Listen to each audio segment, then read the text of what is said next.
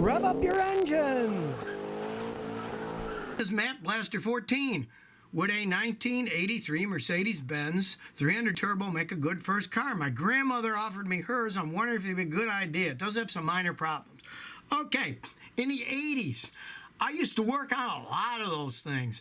And hey, they were pretty well-made cars back then. I mean, I had customers get 400,000 or 500,000 miles out of one of those things. That said, it depends on what shape yours is in. If Grandma didn't drive that much and it's got 100,000 or less miles, definitely be a good car to have.